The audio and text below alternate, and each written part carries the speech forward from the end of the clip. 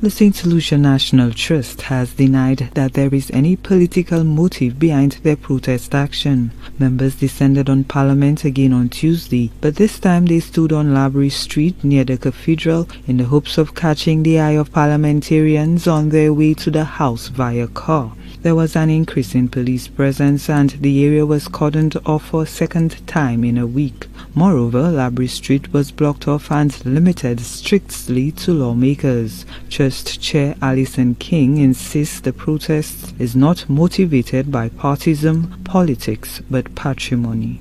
We saw there was a lot of activity on social media and persons trying to politicize this issue.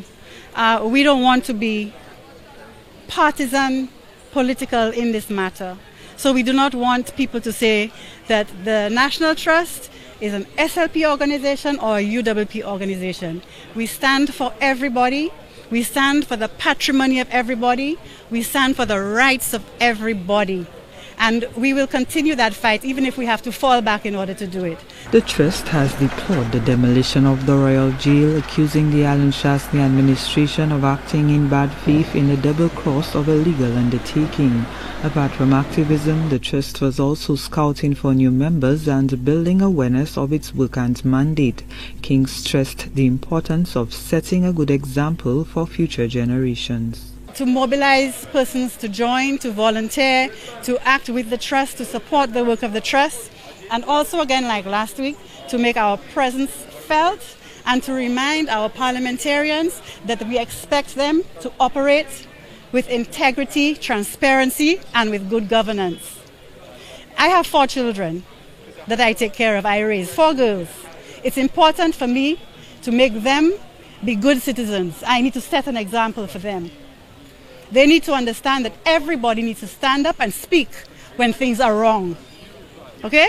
I'm getting very emotional about that. It is important that we raise good citizens and we send the right message to the young people coming up. And that's why we are here today. The SLNT chair says the organization refuses to put the issue of the Royal Jail to rest. They would like to make that agreement go away. It's not going anywhere. They would like to make the fact of their non-compliance with that agreement to go away. It's not going anywhere. They have embarrassed a number of people who have been signatory to that agreement. They have put their own contractor in an untenable position because he signed, maybe he didn't understand and nobody made him to understand the severity or the significance of what he did when he went back there, despite having signed an agreement saying he wasn't going to do that until we had reached the end of a process. We are all about process. National Trust is all about process. There are laws in place. There's a civil service that is in place to ensure that we abide by the rules, and good governance is the order of the day. Unconfirmed reports indicate that some remnants of the old Royal Jail were scattered in cul-de-sac. The Trust mounted a salvage operation on the weekend. King believes the organization should have been informed of the location.